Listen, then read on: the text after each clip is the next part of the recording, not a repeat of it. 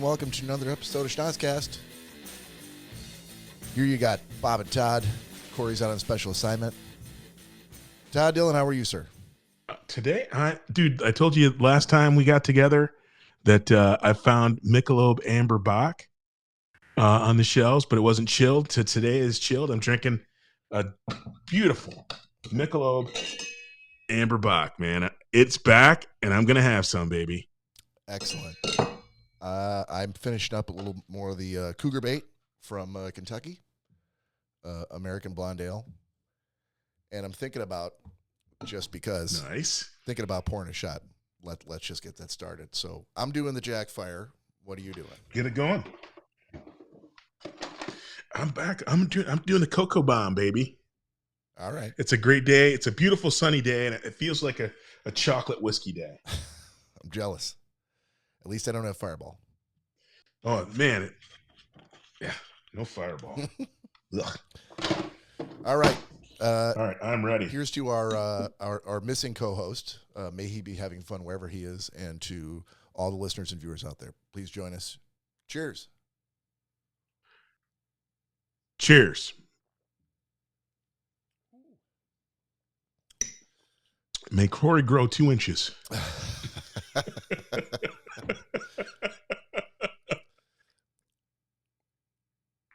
I did mention you were gone. What's the good word? Corey's texting me now. I did say you're out on special assignment, which is, I think, better than what I got when I was out. So I don't want to hear any more of your bullshit. Just enjoy your time off. But I appreciate the fact that we're sounding good, no echo. Bit of a rocky start, but we're here now. So, Todd. Yes, sir. I feel like I want to just jump in real quick because I never do any. Buddy, go lay down. Oh, my gosh. Did you smell the Jack Fire? You want some Jack Fire, boy? Go on. Go lay down. I never do any shameless self-promotion, but I want to do a little bit of it now. So we've got a radio show on the side, myself and Dr. Phil Anton. You can find us on Mixcloud. It's called Musical Journeys. And go out and subscribe. We just did an episode, another in our ongoing series of Battle of Years, in which I have a segment all from 1984, and Anton's got a segment from 87. So it's good listening. Go tune in if you're so inclined. So sorry for the shameless self-promotion there, Todd, but couldn't be helped. No worries. No worries, man. How? You guys have a decent show. I give it a solid C+. I'll take that C+. How are you doing, buddy? What's new in Todd's world? Dude, I am fantastic. I owe you an apology. Gosh, there's so many things that you might have to apologize for. Is this recent? It is recent, but it was something I couldn't help. But it's the first time it's ever happened, Bob. I'm gonna come clean. I had a dream/nightmare. You were in it, and you got murdered. You got murdered hard too. Hold that. So, I presume that you're about to launch into what it was. But while that's going on, am I allowed to ask questions as you go, or should I save them all to the end? You can ask questions as I go. Okay, so perfect. I have one already. Feel free. So you knew that I got murdered. Let me set it up. No, don't set it up. You don't have to. All I needed to know was what you just said, which is, I'm in your dream. I got murdered, yep. And yet murdered hard. Not just lightly murdered, but really seriously. You got de-Nogginated, bro. My head cut off? You got aggressively de-Nogginated. You got your head lopped clean off. Okay. So my first question is, why did you use the term dream to describe this nocturnal episode that I said had? Slash. Now, I but said you slash also nightmare. You started with dream. You didn't say nightmare/dream. You said dream/nightmare. So was it always your dream for me to be decapitated in your sleep? No, that's the weird thing. So let me give you the setup as to why I start with dream rather than the nightmare of you getting murdered. Okay. Dude, I fell asleep hard and was dreaming, and it was as real could be. I was on I don't even know what class Star Cruiser, dude, wearing my finest Star Wars kit. And you know what my color is? My color is not that Mace Windu purple. Dude, I had a royal blue freaking rebel uniform setup going. I had two-tone blue and white shoes. Dude, I was decked out to the nines on this Star Wars intergalactic cruiser. Hold on. How did you know it was Star Wars? Because I Star saw Trek? Storm. It was Star Wars. All the aliens and all the gear and the kit. I was very much in the rebel forces. So I was on the side of good, and you were too for a while. and by the way, you got murdered hard, but in the end, I think you kind of deserved it. Well, let's hear the story. Let's hear the plot. So the plot is, I'm summoned to a meeting of leadership, and on my way, I'm talking to Norman, who's this giant Wookiee, like just 8 feet tall. And like I said, dude, I have got this. I've got a lightsaber, so I'm like, I'm a Jedi. I'm like, his name is Norman? Dude, decked out to the nines, royal blue, and I had a jacket and a vest. Bob, I was like Easter Sunday in space on steroids, bro. I was looking good. And like I said, a two-tone leather boots. Yeah. I was booted and suited, Bob. Looking, I had like this little, the vest was like armor, but it was this weave. It was it was like impenetrable by anything other than maybe a lightsaber. It was just, but it was so light and breathable, dude. And so anyway, I'm walking to the meeting of leadership with Norman, and we walk into the elevator. We walk in, and you're like, "Hey, Todd, needed to talk to you." And I'm like, "What's up, Bob?" And oddly enough, you weren't dressed you were dressed like you would normally, like you in normal life. It was you in a t-shirt and jeans. Sure. And I'm decked out in my best Star Wars. I thought was a little bit inappropriate, but the thing that got you killed, bro. I must have been one of those. You go, "What's up, Chewie?" to Norman. Oh.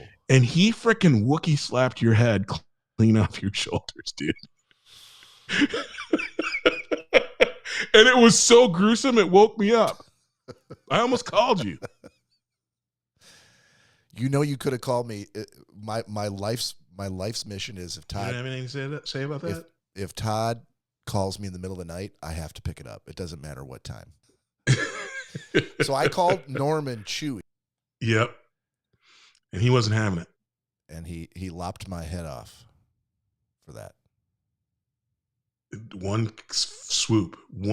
Dude, you don't call. Just all Wookiees don't look alike, bro.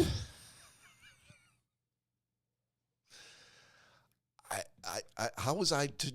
I mean, I was dressed in street clothes, so I was probably like the Star Cruiser, IT person, and just trying to go, deck to deck to make sure that they, the mind control devices were all properly networked. And I can't be responsible for remembering the name of every Wookiee I come across on deck 15. Well, you don't call him Chewie then. But if that's the only one I know, maybe as far as see now, see that's why it feels like you. It feels they're not all named Chewie. It feels like you got exactly what you deserved in my dream. Was he your best buddy, or was he just a Wookiee that you knew his name? Well, again, this dream started with me just really being impressed with the suit of clothes that I had. And then Norman started walking with me on my way to the meeting. Yeah. So I don't know that he was my best buddy, but I knew it was Norman and not a Wookiee named Chewie. And then you just freaking went in there and assumed and called Norman Chewie, and he let you have it. And you kind of deserved it, bro. I'm feeling your disdain for him now. Feels like he's kind of right in my dream. I don't know, Norman. I have no disdain for a Wookiee I've never met. God damn it. Yeah, well, he tuned you up, but good. Apparently. I almost called you, and I almost called you to check on you, make sure you're okay. So when you say I was dressed to the nines like Easter Sunday in space, I think of Billy D. Williams and how Natalie dressed he was when they got to Cloud City, in Empire.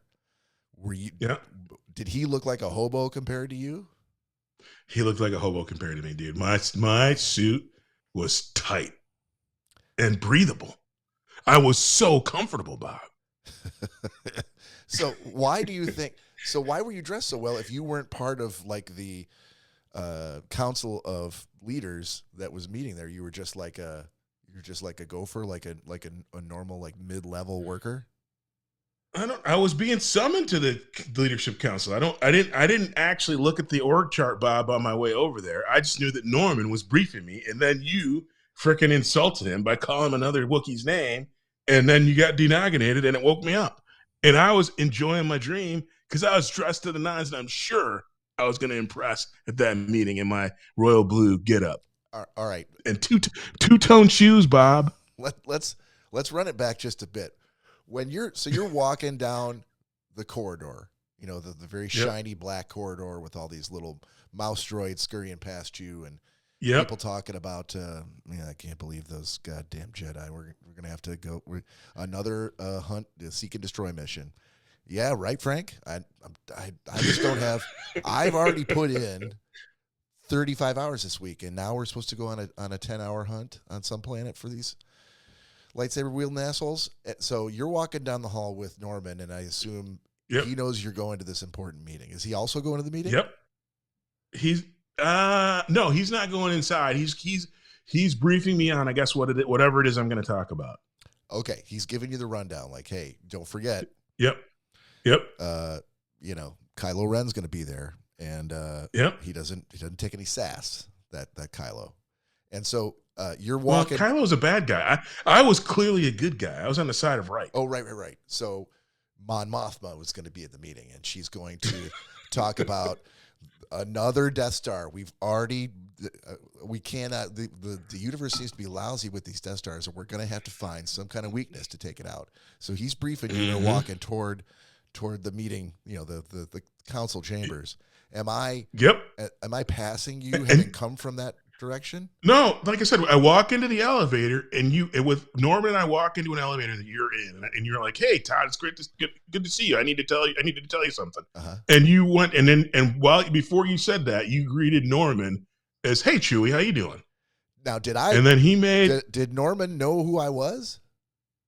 I assume he did. It didn't seem like the first time you two had met, and so, like I said, when you called him Chewie, even I was kind of taken aback. I did not expect for you to get De-Nogginated. Yeah, I would think that would be the thing that took you aback was my head flying off, which seems awful rash for someone who's on the side of good and is just going to a simple high-level meeting. It feels like you must have been doing this for quite a while, Bob. It feels like you had some sort of HR violations stacking up. And they were like, particularly with the Wookiees. We'll get to it, Norman. Don't you worry. And he's like, God damn it. It seemed like you particularly had pissed off the Wookiees. Apparently I did. Okay, but you don't have any backstory in that. And when my head went, pinballing around the elevator, was that when you woke up and you're like, oh shit, I better call Bob? Dude, yeah, it woke me up because it wasn't like cartoon pinball-y. He lopped your nugget off with a blow like I've never. I couldn't even believe it, and it woke me up. It was that violent, and I'm like, freaking Bob, not being able to tell mofos apart, and getting freaking panic. Like, no context. You didn't even know. You hadn't dreamed of the reason why. You just immediately you're like, oh, clearly. Norman was provoked. It felt like just the nanosecond before he lopped your nugget off. I was like, I can't believe Bob just called Norman Chewie. Like that went through my head, and I'm like, dude. And then he went, "Smapap!" He made that sound. that sound.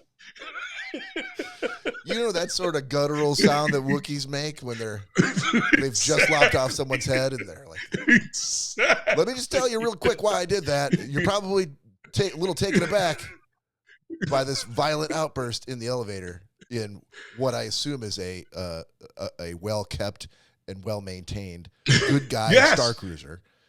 Yes. Probably not used to such wanton acts of violence by Wookiees in their elevators. Exactly. I could not. Again, I was upset because you just trampled all over his name, not caring. But it woke me up the swift retribution that was dished out. Yeah. I feel like you're trying to bait me into saying that all Wookiees look alike, and I'm not going to fall for that. I'm not falling for it. I would hope that you wouldn't. Yeah. I would hope you wouldn't. Yeah. I hope you wouldn't. But I wanted to apologize. You got murdered in my dream. He probably set Wookiees back politically several decades with that seemingly unprovoked. Because now you're going to get off the elevator, and there I am, sans ahead, and this Wookiee, probably not even breathing hard. And in the grand scheme of things, fairly poorly dressed, Bob. Well, listen. Was the Wookiee dressed at all, or was he just in his normal bandolier and surly attitude? Just bandolier, surly attitude. Yeah, and a clipboard. I mean, I feel like you woke up just before like the investigation began. The HR meeting, exactly. Yeah. Yeah, because if they don't understand Wookiee, now everybody's looking to you going, why is your friend's head missing? Who had motive to lop off my head? And I think it's you. And unfortunately, the first thing I was going to have to say is, I can't believe Bob called him Chewy. What, in the hopes that they're all going to go like, oh, that's why investigation closed. Dude, I don't know that Wookiees have the same set of HR rules as the rest of us. I would think that, I mean, you're not that sturdy comparatively. A long time ago in a galaxy far, far away, that they would have been flexible in HR to accommodate all the alien races in the galaxy, which were probably, most of which were on that Star Cruiser at the time. I'm telling you. It wasn't a white guy Star Cruiser. You got Asteroids and like I said, which was weird. Like I said, the fact that you're getting everybody's name mixed up. Yeah, that was. I love how you keep going back to like, listen, this was your fault. You kind of had it coming. You kind of had you had something coming. I didn't know that it was going to be a De-Nogginated, but you had something coming. Right. I mean, maybe I was an Imperial spy there to gather information for Kylo Ren and the rest of the Sith Lords. That's true. That's true. Maybe Norman saw right through you. Maybe he did. Maybe I shouldn't have woke up because I'm sure my suit was going to play well at that meeting. Oh, your suit probably was covered with my blood and brains. So that nice Easter Sunday in space outfit that you were wearing ain't so nice anymore. Oh man. Yeah, that's a hell of a start to the show. We should probably get the show going here. We probably should, and I apologize, Bob. No, nothing to apologize for, sir. We were going to talk about a few things today, but I think one of the things was you had a particular article that you had found and you wanted to discuss and share. And go ahead.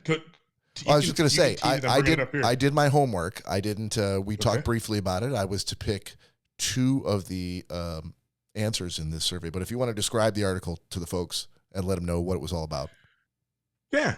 So I got this thing on my phone in the news feed. And it was a BuzzFeed article. I don't normally look at these, but this one, the title was "People are revealing things they secretly hate about their partners," and oh my word. And I could not resist, so I had to read them. And yeah, there are some pretty funny ones in here. Okay, so if this is things that you secretly hate about your partner. These are testimonials, many of them that were sent in, and you picked two, and I picked two. So, do you want to go first? You want me to go first? How do you want to do this? You can go first. Why don't you go first? I'll do the second one, and you go to third, and I'll do the last one. So I had a lot to choose from, but I picked the two that interested me the most. Now, these are in no way personal. They're in no way any reflection of how I feel about relationships. Or you don't want to get Wookiee, do you? no, I've already been Wookieed. Right. I've heard it was gruesome. So the first one I picked was number 11. And the quote here from the submitter is, "My wife took singing lessons as a kid. She is certain that she has a great singing voice. She does not. It's so hard to be in the same house when she's singing, but I love her dearly and would never ask her to stop." Your thoughts? I think that's probably yeah, when I look at it, if it was switched to him, I would have thought that Mary wrote it, because when I'm singing to myself, man, I think that I'm up for a Grammy. Right. But I'm told that it's not necessarily the greatest thing in the world. So that one actually is pretty funny. I would imagine that's probably more common than not. But Mary has told you that it's don't quit your day job, right? Definitely. Okay. So she's like, please stop doing that, please. do you know that song? But by Bone Thugs and Harmony, and I'm gonna miss everybody, and I'm gonna miss everybody. It sounds familiar. Does that sound? Sounds familiar. Yeah. There's Crossroads. Meet me at the Crossroads, dude. Okay. I am banned from singing along with that anywhere. Okay.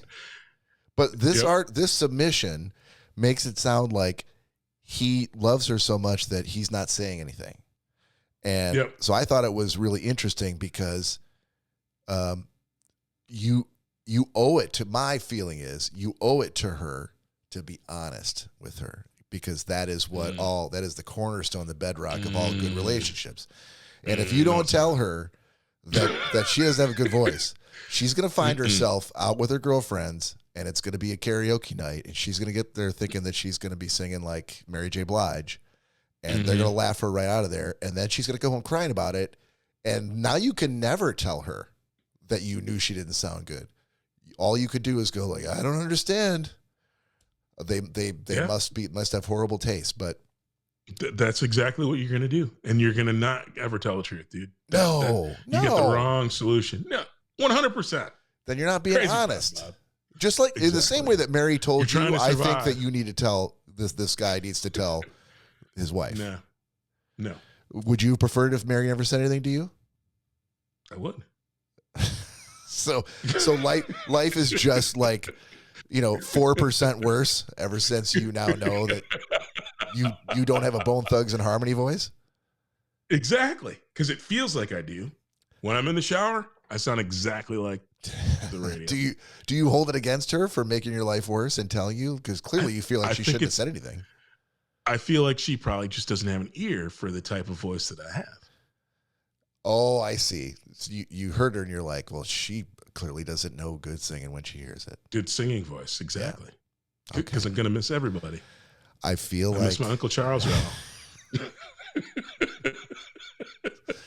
All right, go ahead with your first one here. My first one actually is the first one. I freaking rolled right from the. That's how I got hooked. Mm-hmm. I'm attracted to my husband and everything, but he's not a great kisser. He kisses like they do on TV shows, where he's all sucking on lips.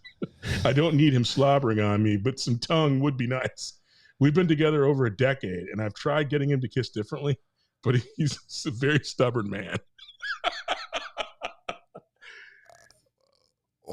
So how have they been together for a decade and got married, I assume, after some period of years, with her going, this really sucks, but I'll just keep working on it, and there's no way I can't fix it. And as it turns out, she cannot fix it.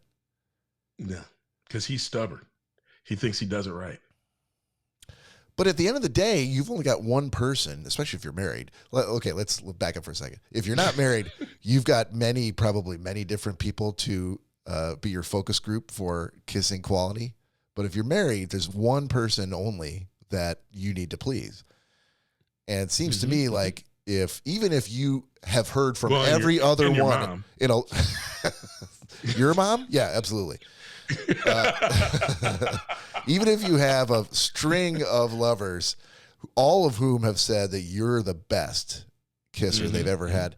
If she doesn't think so, then you need to switch up your game. It's not that you're not a good kisser. You're just not kissing her the way that she wants to be kissed. Right? Correct. Yeah. Yep. I feel like we're on the same page about this, right? Yeah. It feels like I'm the opposite of this guy. I'm often told I got too much tongue. Wait, not that you're a good kisser, just your tongue is all over the place. Oh yeah. Deep. Deep.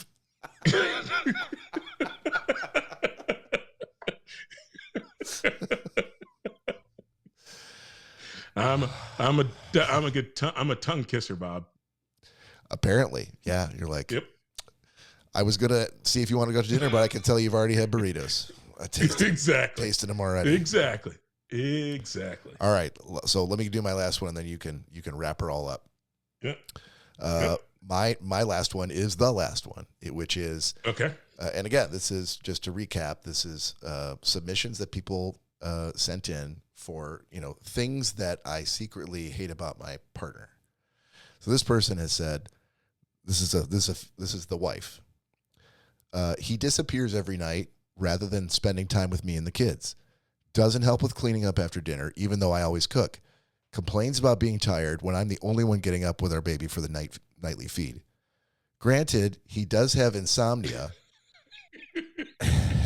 and got bad sleep before the baby, but I'm the one who endured a horrible pregnancy. He's got gout too, I'm sure. Who endured a horrible pregnancy, delivery, and now newborn sleep deprivation, so I kind of don't want to hear it. Mm-hmm. So, your thoughts, Todd? It feels like somebody's going to get murdered. Yes, straight up murdered. Exactly. I'm like, insomnia, a new baby, and dude's wife keeping track of how jacked up everything is, and her still. Yeah, somebody's getting murdered. All right, that's my take on that one. So I'm going to start with the very sense. He disappears every night rather than spending time with me and the kids. First of all, I can tell you from experience, if as the husband, if you're working and you have a stay-at-home wife, staying home with the kids, especially when sounds like at least one of their kids is very, very young. Mm-hmm. It's easy to be selfish and come home and you're like, I worked hard all day. I don't want to also have to work hard now. Like, can't you just take care of the kids? You're the stay-at-home mom and you're still at home and still the mom, blah, blah, blah, blah, blah. But, if any new husband has ever had to stay home with their kids on a day where, let's say your wife was like, she just needed to take a day, like a spa day with her mother or her girlfriends, and then had to run a bunch of errands and stuff. And you're like, well, I'll take the day off and stay with the kids. Like, that shit's no picnic. It's hard work. And you guys are probably working, if not equally hard at your respective jobs, then she's probably working harder than you. So the right answer is come home and then 50-50 split all that shit. Because, neither one of you should continue to work solo for the rest of the night. So that's right off the top. And then secondly, doesn't help with cleaning up after dinner, even though I always cook. To me, if you don't have to cook, you should wash every dish that is dirty, every one, because you didn't have to do any of the work. You got to sit down on your ass and watch television, and then, hey, dinner's ready. You go in and eat it, and you're like, this is amazing. And the whole sink is piled with dirty pots and pans and utensils and ladles and shit. And you should be like, hey, go sit down. I got this. Like, that's the only right answer there. Now, if you're doing the cooking, it'd be really, really cool if your partner was like, let me clean up. You did all the work, right? That's my feeling anyway. I am going to read my second one. Oh, hold on. Hold on. I'm not even done with this yet. I wanted to give you a chance to jump in case you had some disagreements or like, I don't know if that's right, Bob. Nope. He does have insomnia. Now, I've never had insomnia, but isn't insomnia the part where you can't sleep? Correct. If you have insomnia, you are the perfect person to stay up. To get up with the kids. Yeah. I know. Yeah, you're the one person who is always ready to do whatever needs to be done. And the people who are like, I have insomnia, so I didn't get any sleep last night, so I can't go into work today because I need to catch up my sleep. That's bullshit. Nobody has just nightly insomnia and then you're fucking falling asleep all day. You're in a what do they call it? Where you can fall asleep anywhere. Why? Not something. Not kleptomaniac. That's what I was thinking. Yeah, anyway, I know. Yeah, it'll come to me later, or I'll look it up when we get a break. But I had a guy who had that thing that worked for me for Iceland. I don't know if you ever remember. One of the guys when I moved out here, I sent him back to go to a customer experience meeting. And he went to the meeting where there was all these shooters, like all these big boys. Think like my dream, like a leadership meeting with all these people who could end your career in one day. Oh, yeah. And dude fell asleep in front of all of them and started snoring. And I had to freaking go to HR to like go, can you please send him send them a note letting him know the dude's got whatever. I'm like hypochondriac. It's not that. It's what is that disease? I'm looking. Dang it. Narcolepsy. That's it. Narcoleptic. Yeah. So that's if no one has like insomnia during the night and narcolepsy during the day. That just means you need to start working on the night shift, I guess. But right. Yeah, the things that, I mean, think about all the people that you've known that have had kids and you've heard their stories just through casual conversations, or maybe you asked. And the best pregnancy / delivery / newborn situation that you've heard of, even that woman needs a break. But most of them are worse than that. Right. Crazy problems during the pregnancy, long delivery, complications, postpartum depression. Like that's no bullshit. And not every woman's the same, but my now that I've finished my analysis here, I agree with you, Todd. Someone's going to get straight up murdered, and it's not the wife in this scenario. Exactly. All right, what's your last one? My last one is this one. This was a chuckle because this is a split, I think, in our house. But I hate that my spouse does not close anything, like anything: drawers, cupboards, trash bin, closet, front door, back door, garage door, food containers, paint containers, Ziploc bags, etc. If it can be open, he cannot or will not close it. Am I supposed to divorce him for that? I think my glitch in this area is and Mary's pointed out, and I don't try to do it, but I leave lights on in spots that I'm not, or like I'll leave something on in a room because I'm like, I'm gonna come back here and I don't want to turn it back on again. Like I have that kind of that fear of having it restart again, even if it comes on instantaneously. You know what I mean? So yeah, that's in our house. That's my thing.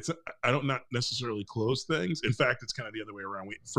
I don't do it anymore, but for the longest time in our powder room, we have a vanity that has doors on the front of it. Mm-hmm. And for whatever reason, Mary just didn't she didn't want to wear down the magnet that like the door stuck to when it closed. And so she would leave it cracked. And I'm like, what, are you kidding me?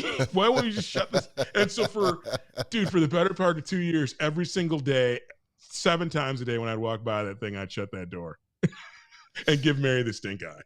Yeah. But now I don't fixate on it. But the funny thing, but I'd say it's, and Mary, I think I do leave doors.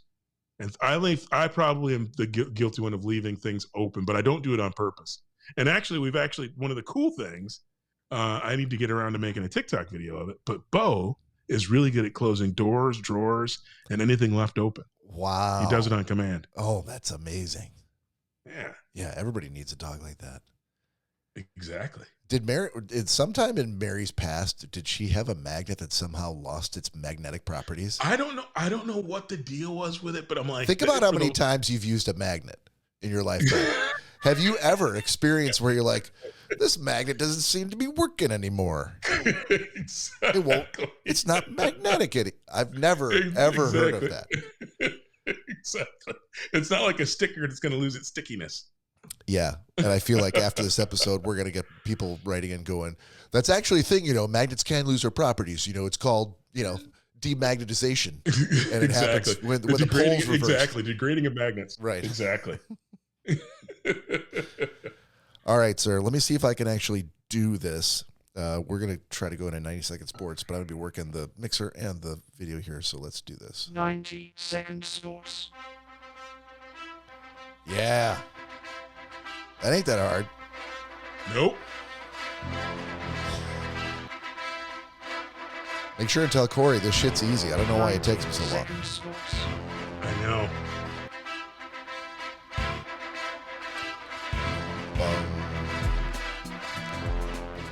All right, sir. Bob Beebe. What do we got going on in the world of sports? What do we got going on, man? It's the semifinals, the Final Four, baby. Game 1 is in the books, and now Duke is trying to flex on Houston. All number 1 seeds made it to the big dance. And, man, it's 14-8 Duke right now. Florida pulled off a big win over Auburn, which propelled me into the lead in our 3-person bracket tournament. So looks like I'm going to win. Congratulations. I'll take the trophy and the prize and bragging rights. I feel good about beating you and Corey, although it feels like I kind of was supposed to beat you and Corey. Yeah, you were. I'm totally giving that to you. Yeah, but no, man, this even though there weren't any huge upsets and it was all the Final Four was all number 1 seeds, I thought the quality of the basketball this year has been amazing. And the players and just the play, it's been, I think, a thrill ride the entire way. March Madness truly lived up to its name this year, even though, like I said, the last 4 teams were all number 1 seeds. And even these teams are just amazing to watch. What do you think? I just watched Florida beat Auburn, and I didn't really have a dog in this fight anymore. I think I had Duke in the Final Four. And maybe Houston, who and they're playing now. Yep. But other than that, I picked MSU to win it all, and that dream was dashed a week ago. So I don't really have a dog in the fight anymore. I'm not going to win anything. So I'm happy to see the one guy on the Schnozzcast who really should be winning actually winning.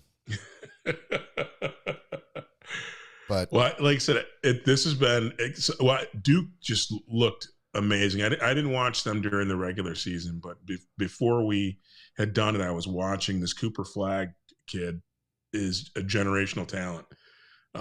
Looks like a high schooler still, like his face and everything, but his game is that of a man. Right. And Duke is just chock full of really, really good players. And they seem to be able to meld their style to whatever the other team is doing. Whatever the other team is doing, they have accounted for it. Mm-hmm. So it's been, I think, and so I'm excited. My sister lives in Houston. My sister and my brother live in Houston now. And so they're obviously rooting for Houston. But I rooted for Houston all the way up to this point, and now I need them to lose so that I can actually win this damn bracket. Yeah, I'm pulling for you, man, all the way. Thank you. But yeah, there's been March Madness. Actually, I was watching the Michigan Panthers suck earlier today. Okay. The US was it the US, not USFL, it's the UFL now. The two are new, they? Yeah, there's 2 new leagues. They're starting up. Michigan Panthers are back in action. Yeah, there's lots going on. They were in the USFL. The Panthers were. I remember that. Yeah, it's not called the USFL anymore, I don't think, though. I think it's a 3-letter acronym now. Okay. But so football's right around the corner, man. Yeah, I saw a TikTok video of Hutchinson cutting left and right up and down the field. So it was I'm like, okay, good. we look like we're getting ready for camp. Yeah, yeah. Tigers had their opening day yesterday and won in fine fashion. Also won again today, and they're looking hot. I think they're gonna go far this season. And Wings are 4 points out of a wild card spot with I think 5 games left to play. So, is there a chance? Yes. I think the NHL gives them a 4.2% chance of making the playoffs. So It's not a great chance, but better than the Krakens. The Kraken were eliminated 2 weeks ago. Were they really? Oh my gosh. Oh yeah. Now, did the Mariners have their opening day yet? The Mariners did have their opening day. They opened up with the Tigers. Oh shit! I forgot who the Tigers played there, but they haven't had their their opening day in Seattle was a Tigers match. Yep. Did you go? And we did not go. Mary with the last minute, she was looking for us to grab tickets, and then we kind of, how bougie I am, Bob. The weather kind of sucked, so I'm like, do I want to sit out in the cold and watch a game that, in the grand scheme of things, means nothing? You got to do the tailgating thing. Then don't even go in the game. Set your tailgate up. Get a heater and a tent and a cooler full of booze. I'm not and that's the other thing. I like tailgating, but I like being a tailgate visitor. I don't like doing anything. I like rolling up to your right. tent. You did all the work. Yeah. You did all the work, and you even supplied me a seat. Oh, you don't even bring a chair? I don't want to. Jesus. I mean, I will if I have to. Yeah. But I'm not. I'm kind of that low lift tailgater. Oh, the other thing, Ovechkin tied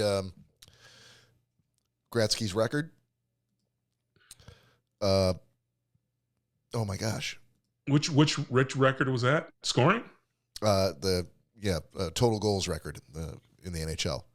So they play again tomorrow, where he could potentially break it. And I think the popular argument on social media is, who should be dictating the rules of this momentous occasion, the coach or Gina? Todd isn't going to do all that tailgating stuff. He'll just fly it in his helicopter, get dropped off, and then get picked up.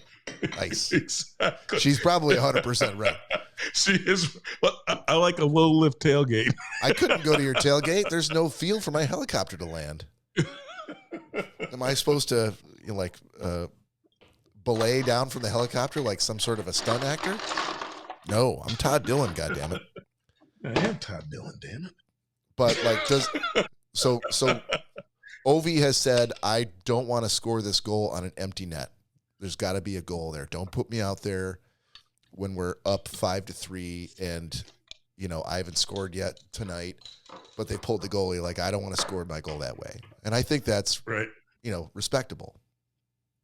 But, they're going to be going, are they playing tomorrow see, they're at the Islanders tomorrow. And I think that's what the conversation online is going, like, who gets to dictate what, like, shouldn't that be a home goal in Washington when he breaks that record?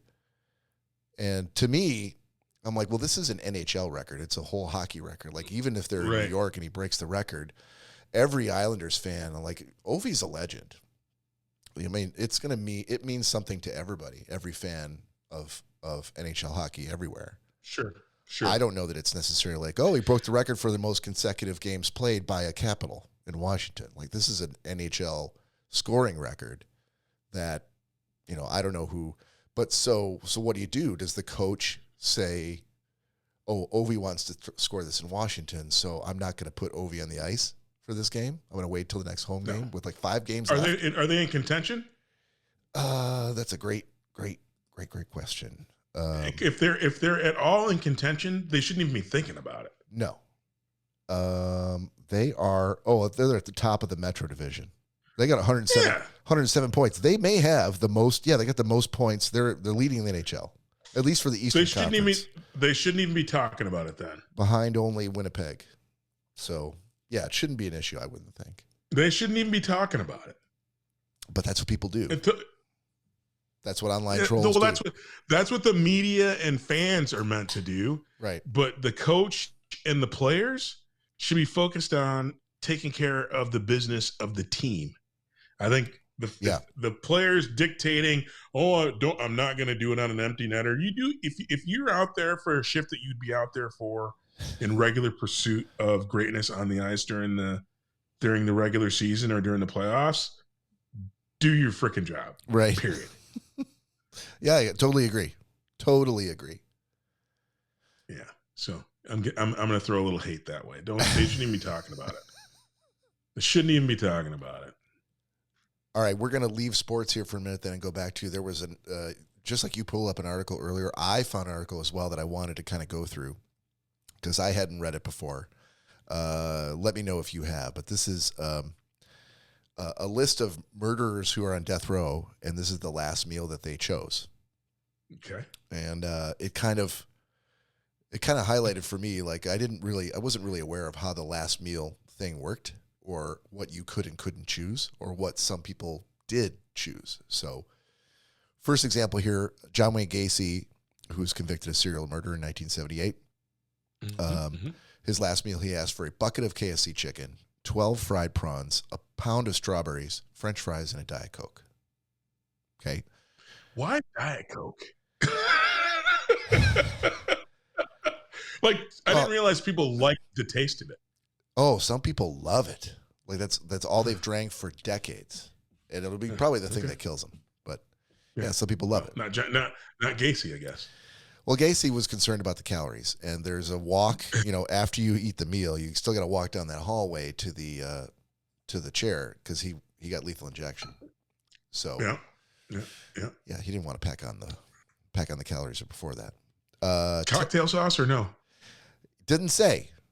And they were fried prawns, so let's assume that there's no sauce. You got to put some sauce on them. I mean, I agree. They don't go into detail about the condiments in this. I'm just gonna if that's gonna take you out of it, we can stop this right now. No. I'm saying that sounds like that's a pretty nice last meal. Well, there's more. A bucket of chicken. Ted Bundy convicted of serial murder in the same year. Was that the same? Yeah. Both convicted, both Gacy and Bundy in the same year. 1978 was not a good year for young ladies. No, it was a good year. Is it when they got convicted, for serial murderers? Yeah, it was the golden age. Well, but they got caught then. Well, they got caught. Let's assume at some point before 78. Yeah. Yeah, it's the end of the golden age. All right, stop derailing my story with your logic. He declined a special last meal. So he said, "I don't want a special last meal." So they just gave him the traditional meal. I did not know that there was a traditional last meal. If you don't, steak and a baked potato. It is steak, medium rare steak, eggs over easy, hash browns, toast, milk, coffee, juice, butter, and jelly. But he didn't eat any of it. They gave it all to him. He's like, "Nope, not hungry. Let's go right to the chair." And they electrocute him. Before I go through, while I'm reading the next one, why don't you go and pour yourself a shot? Okay, but I have a question, Bob. Go ahead.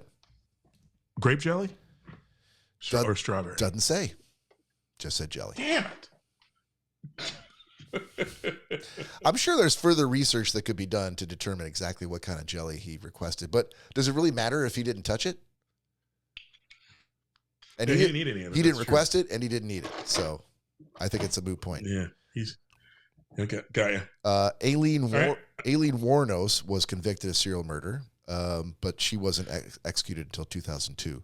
She also declined the last meal, but she did eat a hamburger and a cup of coffee and other snacks from the prison's canteen, which is a thing that you could do, I guess. I didn't know that. Snacks? Like fiddle faddle? Again, no detail on the snacks. Fiddle faddle. Bugles? Was it Bugles? Exactly. Some Funyuns? Bufords and Funyuns. All sorts of pork rinds. Exactly. The next guy, Dobie Gillis Williams, for his final meal, he had 12 chocolate bars and some ice cream. Again, some ice cream. What flavor? Doesn't say. Also doesn't say what kind of chocolate bar. So let's assume it was like a Hershey's bar of chocolate. Oh, my goodness. Yeah. Charles Walker, convicted of murder, executed in 1990 for his last meal. He ate fried wild rabbit, biscuits, and blackberry pie. What kind of biscuits? Wow. I do not know. Buttermilk biscuits, Bob. Doesn't I already say. know what kind of biscuits he had. Doesn't I say. already know. He doesn't need to say. I didn't need to ask on that one. All right. Exactly. Got your shot ready? I got my shot ready, sir. Gina, J-Pot Lover. I'm not sure if J-Pot Lover's still in the room, but please join us. Cheers. Cilantro. Ooh, that's good stuff. That's the good stuff. Timothy McVeigh. The Oklahoma City bomber from Michigan. Yep. Lethal injection in 2001. He asked for 2 pints of mint chocolate chip ice cream. Dude, that's a great choice. That though? That's it. Really? Yep, but hold on. It gets better. Danny Rolling, convicted of serial murder, executed by lethal injection in 2006 for his last meal. He asked for lobster tail, butterfly shrimp, baked potato, strawberry cheesecake, and sweet tea. Ooh. I don't know anything about like whether he's from the South or whether he's from New England. I don't know any of that stuff, but it's an interesting combo. Thomas, Can you read that again? Yeah. What do you have again? he had lobster tail, butterfly shrimp, Yep, I like that. Yeah. baked potato. Gotta love it. I don't know if he got any fixings. I'm sure Strawberry, he had some drawn butter. He had some drawn butter for that lobster tail. strawberry cheesecake, and sweet tea. That's not bad. I mean, I would have changed up the dessert, but yeah, I like that. Yeah, some people are like, I love blackberry pie. I don't think people are like strawberry cheesecake's my favorite. So Neither one of those. I'll do I'd like that mint. Mine would be that Ben and Jerry's thick mint. yes, I've heard about your deep, deep love for the thick mint. Yeah. I was trying to find out a way to make that sound dirty, but I couldn't. Thomas Knight, lethal injection in 2014. He asked for a sweet potato pie, coconut cake, banana nut bread, a quarter bottle of Sprite, just a quarter bottle of Sprite. I assume Quarter 2-liter bottle or quarter I assume it was a 12-ounce bottle? Let's assume it was a quarter of a 2-liter because it's your last meal. Why would you go for a quarter of a 12-ounce bottle or a 12-ounce can of Sprite? Yeah. 2 tablespoons of strawberries, which Tablespoons? Yeah, it seems like that's 2 strawberries. Butter pecan. butter pecan ice cream? Yes. Yeah, boy. Vanilla ice cream and Fritos.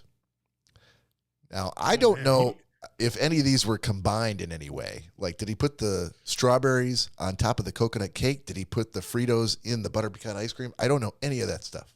No, it feels like, Bob, he went for, I want to excite my palate and go all over the spectrum. The saltiness of Fritos. Yeah. The sweetness of everything else he ate. Yeah.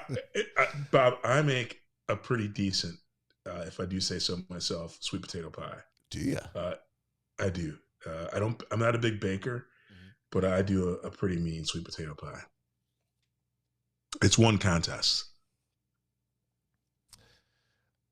Do you have any trophies to back this up? The spurious claim?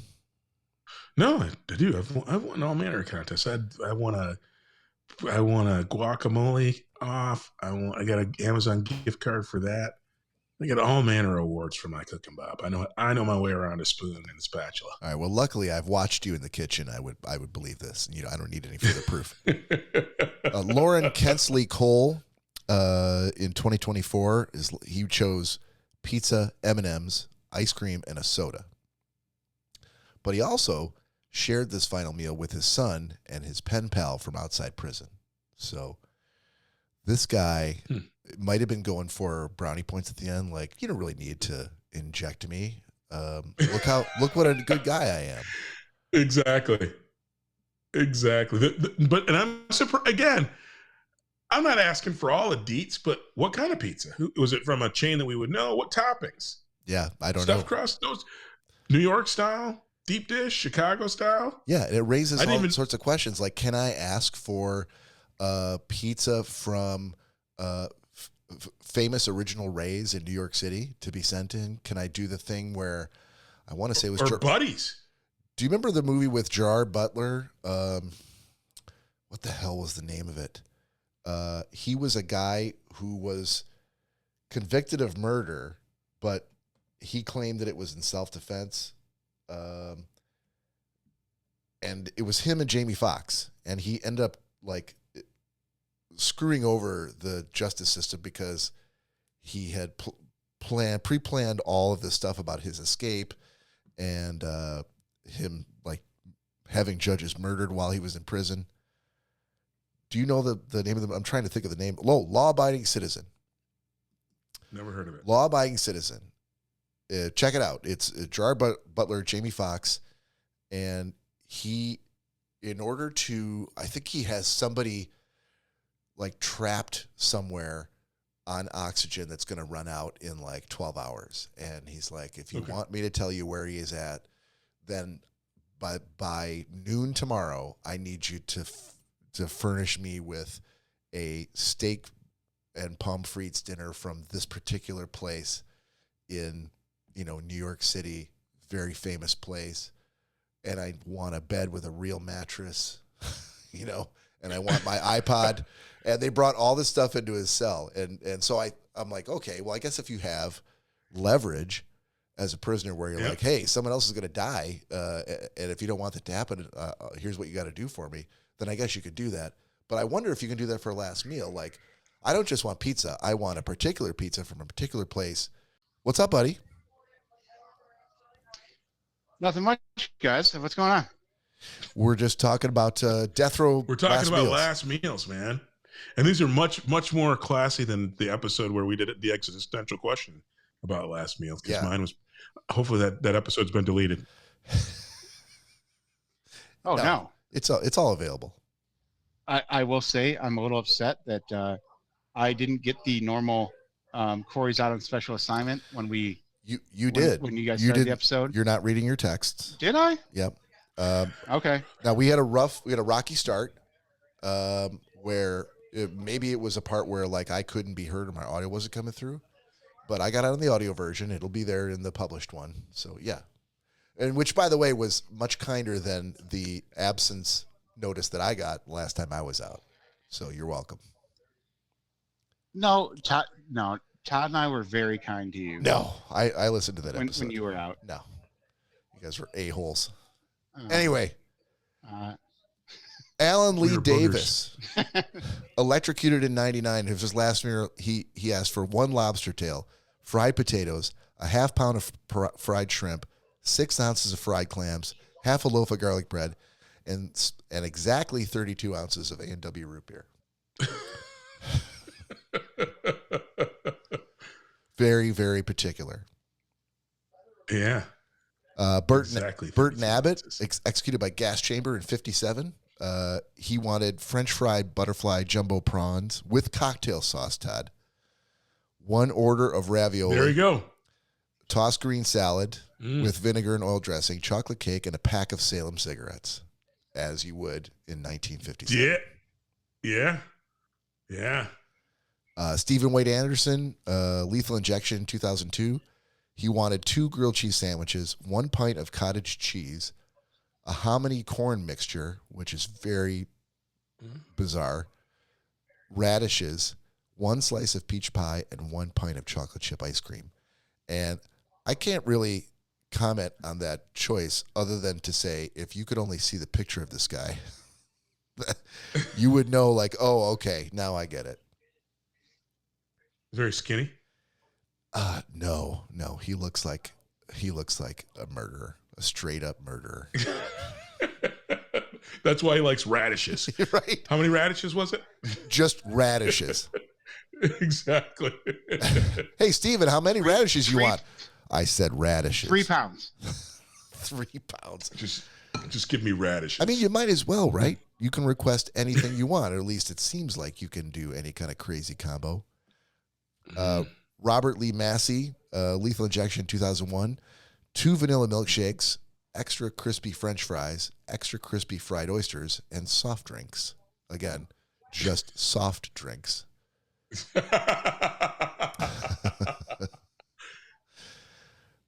Thomas Thompson in 1998 chose Alaskan king crab with melted butter. Nice. Spinach salad, pork fried rice. Oh, there we go. Mandarin style spare ribs. A hot fudge sundae and a 6-pack of Coca-Cola. Okay. Yeah, that's a solid last meal. I feel like as a murderer, he had pretty good taste. Like he clearly had eaten out at fancy restaurants at some point. Yes.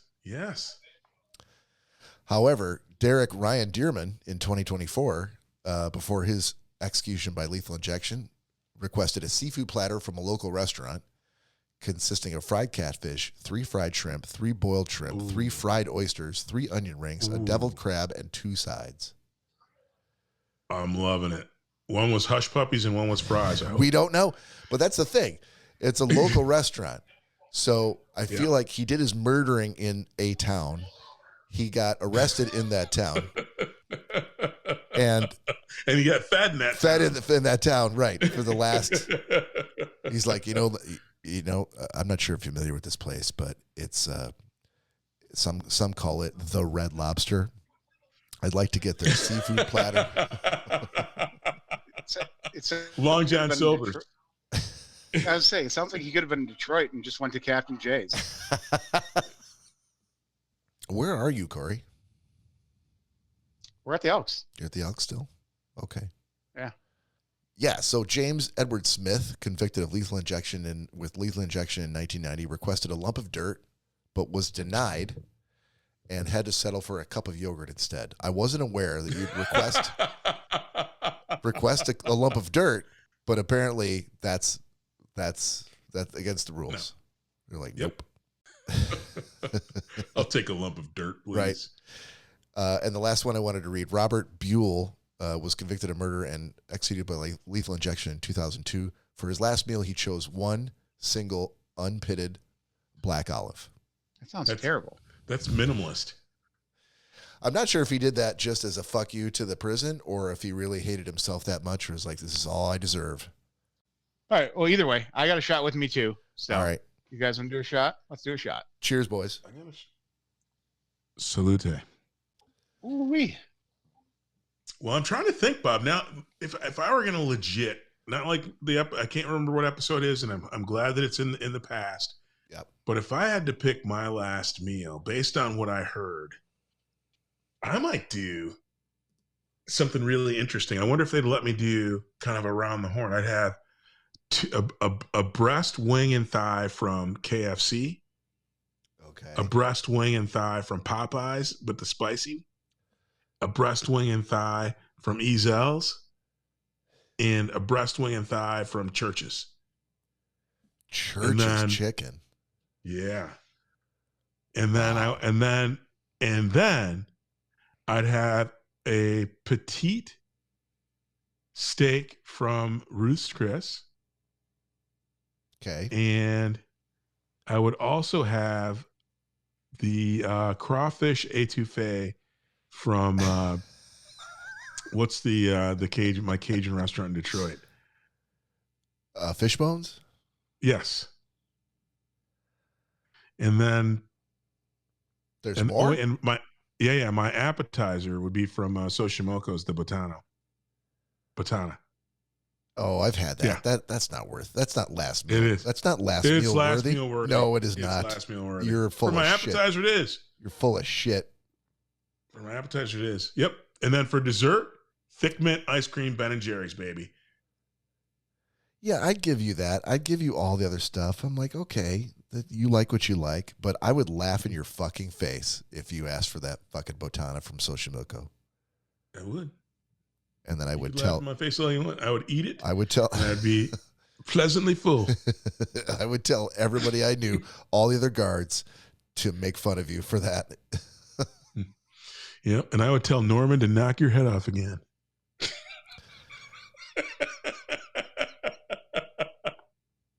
I honestly don't know how Corey's going to feel about that. So we're just going to have to wait and see, I guess.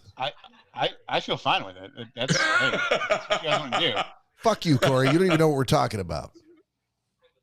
I've been listening to that. I've been listening this entire time. The whole time? Yeah. So you heard that whole story? Yeah.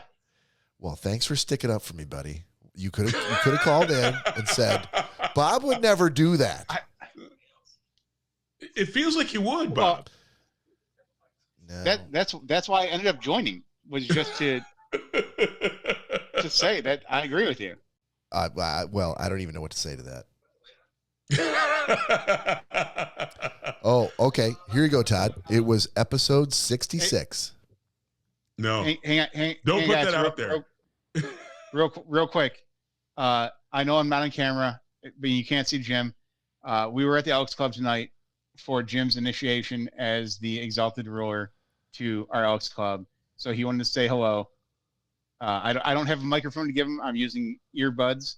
So he just wanted to make sure. Oh, there he is. Okay. Yep. You can see him now. Hey, Jim. Hey, Jim. Congratulations on being the Grand Poobah. Yep. Basically, congratulations. Thank you. Yep. On behalf of the entire Water Buffalo Lodge, I congratulate you on being knighted. Should we give him the salute? Big time.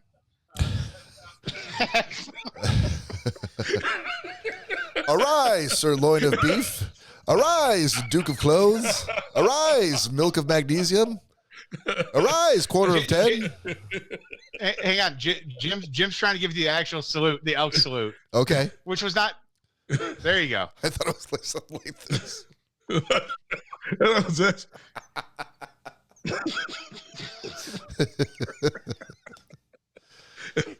I mean, I want to be a big dog. They're assholes. Booga, booga, booga, booga.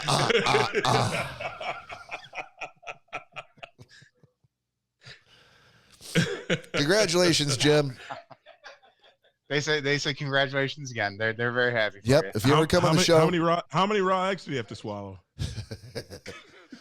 What was Paul Newman's record? Not a fraternity. 50 eggs. Exactly. Yeah. I knew this kid, Ishi Suzuki. Man, he jumped all the way from the top row of the bleachers down into the pile. Mm-hmm. And then he guzzled he swallowed 30 eggs raw. 30 raw eggs, and he guzzled an entire jug of PM whiskey. Yep. And a goldfish. Yep. And then he slept with all our wives, and he punches in the face, and I love him. Bill Brasky. All right, we should probably. I want to end this. We said we were going to do agreement, and I think that's the last thing that we had planned here. Okay.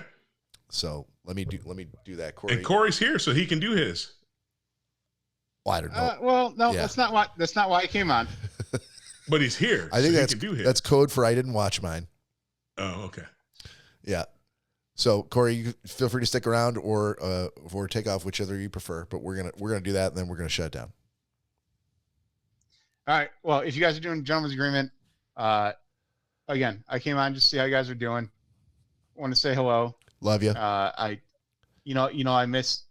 hate missing a podcast, so yeah.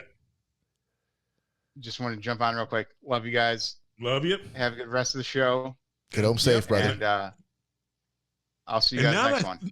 Now that I think about it, I could have swore there was a little frickin' droid that frickin' zipped by me on that walkway before Bob got De-Nogginated. And it sounded just like Corey just beeping and booping and bopping its way on by. Corey's never beeped and booped in his life. Doesn't know what Star Wars means. It was a droid with flip-flops on. So Corey's never watched Star Wars. There's no way that's true. okay, again though, even though I've never watched it, I understand a lot of Star Wars terminology and how things go with the Star Wars crowd. Understand. And you could see how Norman would be pissed that Bob just dropped frickin' Chewie. He on doesn't him. even know the fact that you're using Norman instead of Chewie. He doesn't even know what Chewie means. He does no context for what we're talking. He's like a child, just wanders into a movie school. Corey, you don't know who Chewbacca is in the Star Wars universe? Yes, That's what I'm talking I know about. who Norman is Chewbacca. another Wookiee who doesn't even look like Chewbacca. He's got way darker fur. But Bob, and his infinite freaking privilege, wanted to just call the Wookiees Chewie and got his head lopped off. Yeah, see, you know what? I'm against that, Todd. Just because one's darker than the other. Exactly. You should not be looping all Chewbaccas in together. That's terrible. This was Todd's dream, not mine. Todd thinks I'm an incredible racist. A Wookiee. He thinks I'm a Wookiee racist, and then he dreamed about how I would pay for my Wookiee racism. I mean, it just kind of came out, so It did. Yeah. The intergalactic justice was played out. Intergalactic racism is what I just heard. I feel like we all went on a camping trip, and I woke up and discovered that someone had been fucking me in the ass all night long, and no one will admit to it. And God forbid it be that darker Wookiee. Exactly. Because we know how upset you'll be at that. Exactly. Well, if Todd has anything to say about it, yeah. Well, all that being said, boys, I'll let you guys finish up Gentleman's Agreement, and I will step aside. Again, just wanted to come and say hi real quick. Very sad I couldn't be in studio today, but glad I could hop on for a second and say hello to you boys. Appreciate it. Corey, it has been a pleasure. Yeah. Appreciate it. Hey, all right, gents. Let me send you off with my elk salute. Oh, Jesus.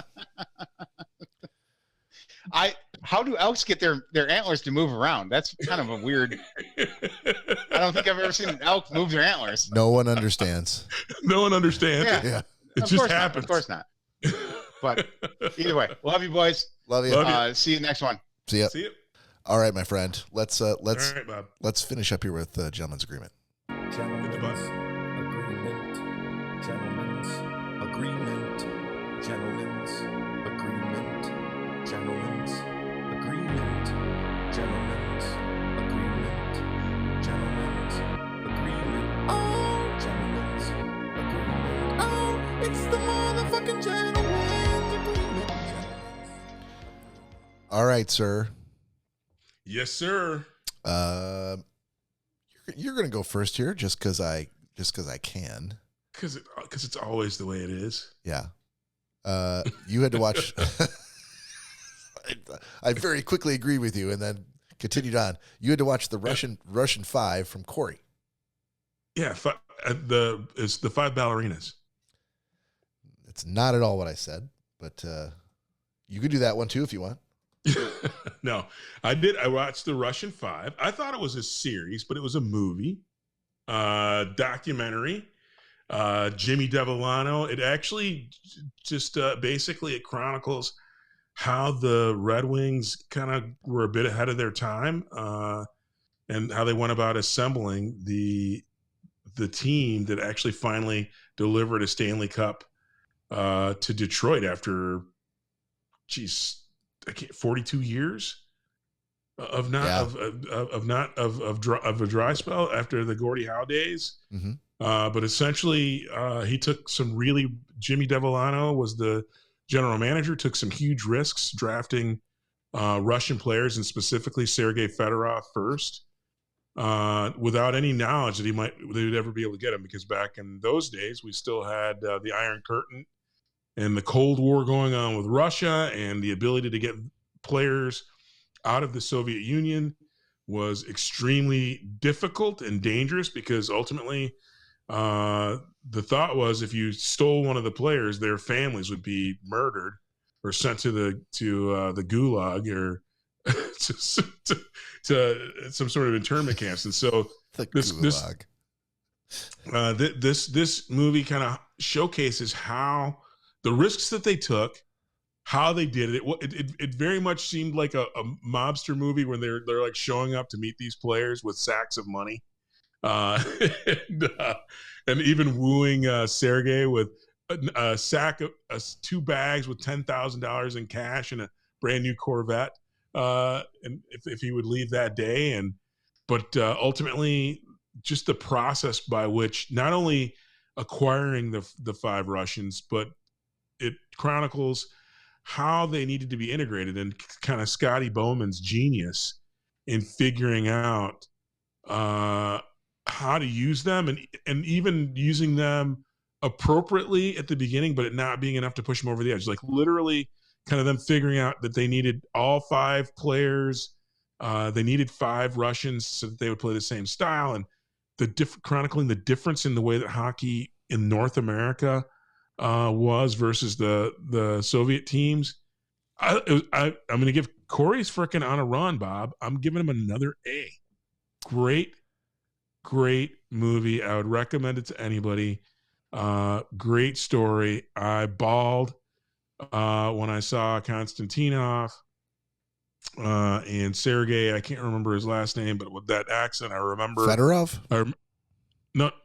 It was the trainer. The trainer. There was Sakhanov. Yes. Yeah. Their injuries were so severe when they did the right. And I remember at the time thinking, how can this happen when they did everything right? Right? They win a Stanley Cup after there's been a 42-year drought. They're gonna party it up, and someone makes the smart decision to get limos for everyone so that nobody is drinking and driving. Yeah. And then this horrific accident. And I will say, Slava Kozlov is the most unlucky car. I wouldn't ride in a car or vehicle with Slava if you paid me $1 gazillion, because that dude, literally, how he came to the Red Wings, he was in a car accident where another person was killed. He's like the biggest vehicle jinx in the history of the world. But solid A. Love the movie. Would highly recommend it. Love it. Even if you're not a hockey fan, watch it. You'll love it. Amazing. Awesome, dude. I feel the same way. Felt the same way when I watched it. Just amazing. I've actually seen it twice, but I know Corey's seen it a lot more than that. My review, I had to watch Heretic, the movie. Yes, I signed it. From Todd. So let's not bury the lead. Todd, I'm giving you a solid A- on this movie. Nice. You've been killing it. I think that you assigned me The Contractor as well, right? Yeah, I did. Yeah. So that's 2 in a row from you, and just fantastic movies. The Heretic, this is going to be completely spoiler-free. Basically, from the trailer, you can tell this movie stars Hugh Grant as really the only recognizable name. There are 2. The movie starts off with 2 Mormon girls who are in a sort of a mountain town. I'm assuming it's somewhere in outside of Utah. Yeah. But they're walking around they've been given a list of people to contact who've expressed interest in hearing, more about the Mormon religion and their teachings. And so they're kind of walking through the town, asking everybody that they encounter, hey, would you like to hear? And everybody's blowing them off. So they go to this address of this person that has, expressed interest. They've gotten it from sort of their local chapter from the Mormon Church, who's kind of sent them on this sort of mission. And they knock at his door, and it's not a surprise. It's Hugh Grant who answers the door. Now, Hugh Grant, if you know anything about Hugh Grant, was a very, very popular British actor from the 90s, in the 2000s. Notting Hill, 4 Weddings and a Funeral. He had a very specific sort of he had a reputation for being a ladies' man, a very posh British, charming ladies' man. Ran afoul of a stripper in Hollywood, and also made the news for other reasons. But enough time has passed. That was pre-Me Too, and I'm not even sure strippers count as being Me Too's, but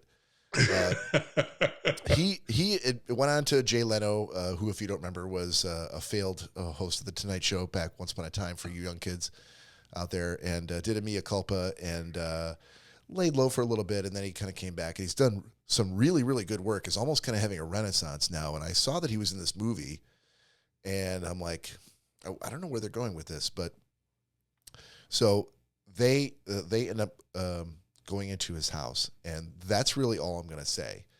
He is obviously you could tell by the title of the film that there's the notion of being a heretic is very much at play in the plot, and it's basically a cat and mouse game between Hugh Grant and the two girls that are there. I don't think it's a spoiler because the trailer gave away a lot more than that.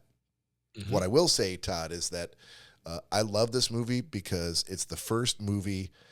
It seemed to me to be a horror movie, not so much a thriller, because there are a lot of horror elements in it.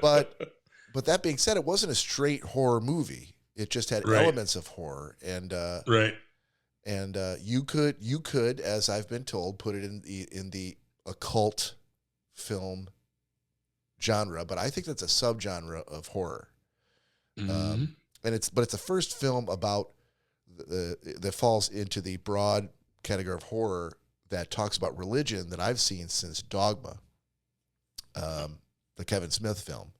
Yeah. And that really, really interested me. And the second thing that interested me is that I was fucking stupefied in the first half of the movie, the first hour, because I really felt like Hugh Grant did not know that he was in a horror movie.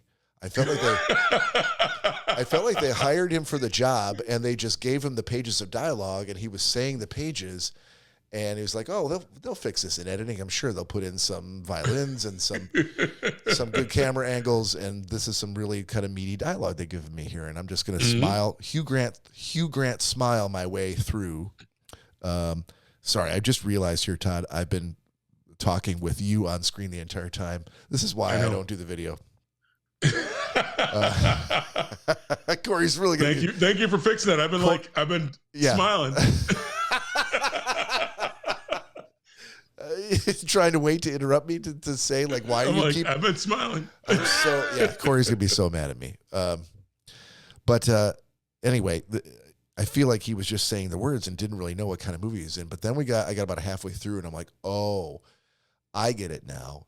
He knew exactly what he was doing, and they've just used Hugh Grant's skills, his innate reputation, to play against type and give me something new. And that's all I'm going to say about it. I enjoyed the hell out of it. It's probably not for everyone, but I would say if you've ever been a fan of Hugh Grant and you like the sort of different direction he's taking with his career these days in what you might consider to be the back half of his career, where he's been on TV saying, listen, I'm so tired of getting all of these parts where I keep playing the same guy over and over again. And I'm really dying to do something different. This is a departure. He's in the middle of doing that. Like, people are going like, okay, we heard you. How about this? And he's like, I'll take it. And I think he's killing it. So well done, Todd. Thank you. I will agree. I thought the way he played the character was masterful. Yeah, I totally agree. And the one question I forgot to ask you, the whole point of me really, really wanting to do this review for you is to ask you how in the fuck you came across this movie and decided that this is a good investment of my time, and then decided, oh, I need to assign this to Bob. So actually, the reason I picked it again, I'm a very spiritual person. Sure, I'm religious, so the title itself kind of grabbed me. Mm-hmm. And then when I saw, to your point, when I saw that it was Hugh Grant, I'm like, this makes no sense to me. It tickled. I wanted to know from a person who's very religious. I wanted to see what Hollywood's take on heresy was. Right. And then I'm like, and Hugh Grant, and literally even from the trailer, I'm like, this is not the Hugh Grant that I'm used to seeing. And so I immediately turned it on and watched it, and I was like, this is awesome. And I knew that especially around, again, the fact that you know actors and that you've seen so many movies, the fact that you hadn't seen it was a bit of a boon for me, in that I'm like, you haven't seen it, you're going to love it. And so it feels like it was just kind of perfect timing. Yep, you killed it. Great pick. I've already recommended it to 2 other people, if that makes you feel any better. It does, dude. Similar. When I see, when I get a good one from this crew, I absolutely will tell everybody, because when you gave me the 3, what's it? The 3, crap. The movie with the people on the rich folks on the yacht. Oh, that was me, wasn't it? The Triangle of Sadness. Triangle of Sadness, yeah. Yes, I've recommended that to after I saw that, I told my sister, I'm like, hey, you guys do family movie night on Friday? You need to. I'm not sure that's a family movie, unless all of the family is grown. They are. They okay, are. Good. It was perfect. It was all right, perfect.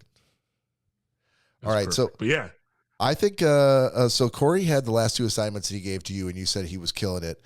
The last 2 that I gave to you, Saturday Night and Triangle of Sadness, I think both killed it. Yep, but the one before that was American Fiction, and I don't think you were as fond of that one. So I think Corey and I are both 2 for 2 here. And since you guys have been nailing it with me.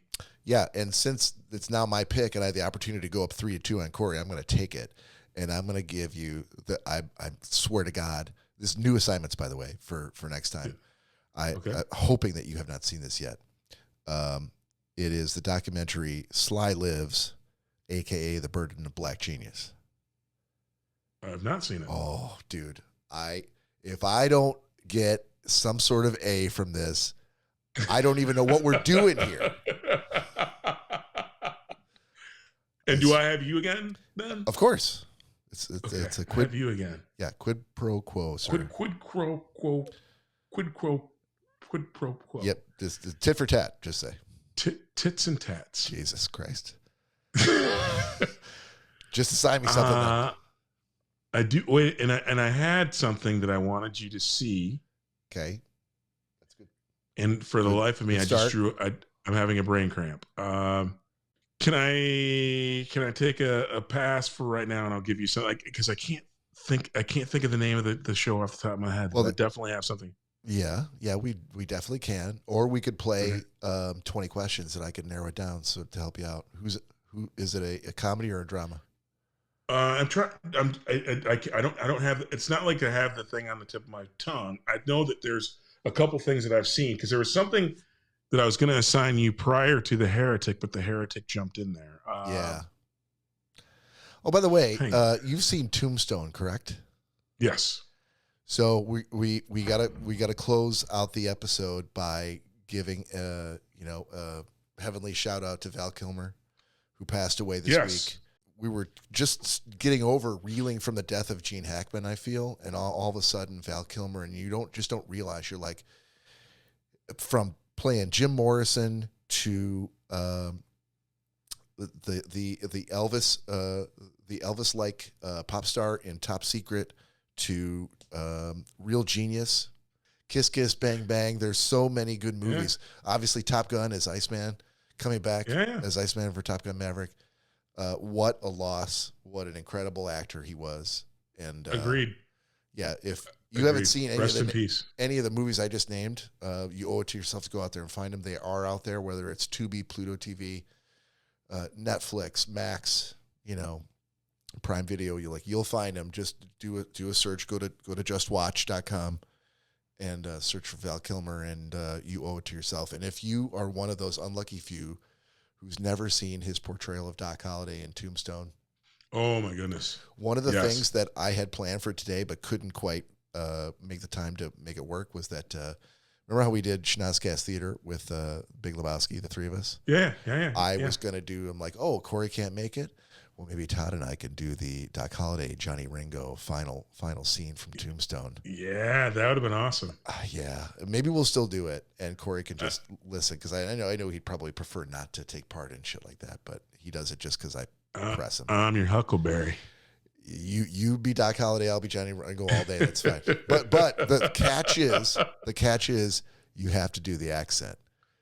Okay. You have to Okay. approximate and work on it. I'm gonna watch it and work on it. Let's set it up. That will be for a future deal thing. Okay. And so here, yes, I do have two. I have two shows. Okay. And actually, because it was one of the same show I assigned to Corey that he didn't. It was unofficial, and I know that this is a Netflix. Hopefully, this isn't a barrier to you seeing it. Hopefully, if you got a way to. Not if you got a Netflix ID you want to loan to me. I can make that happen. Okay. Unofficially. Yeah. Adolescence. Oh yeah, that's the one I remember you saying that you wanted to assign that to me. Yes. This is the part where you normally go spell it, Bob. ADO. Yeah. LE. Yeah. SC. Yeah. ENCE. Very good. Yes. I'm always saying very good because I'm like, oh, he spelled it how I just spelled it. Yeah. Maybe we were both wrong. And I don't know. Nope. That is correct, sir. All right. Yeah, I'll take that. I've heard great things about it, but at the same time, I'm like, well, that sucks because I don't have Netflix anymore. Yeah. Wah, wah. Yep. Yeah. It's so good you might re-up your subscription. No, fuck that. I can't. I once done and cut, that's it. There's so many other services I have. I'm like, I have enough to watch. But if someone wants to get me to watch something in there, just give me your ID. I will use it one time for this one thing only, and then I won't use it again. Totally fine. There you go. All right, brother. All right, man. Should we call it for the night? Let's End of do episode? it. All right. Let's do it. Time. Here we go. Thank you, everybody, for joining. On behalf of Todd and Corey, this is Bob Zane. We'll see you next time, next weekend. Peace out.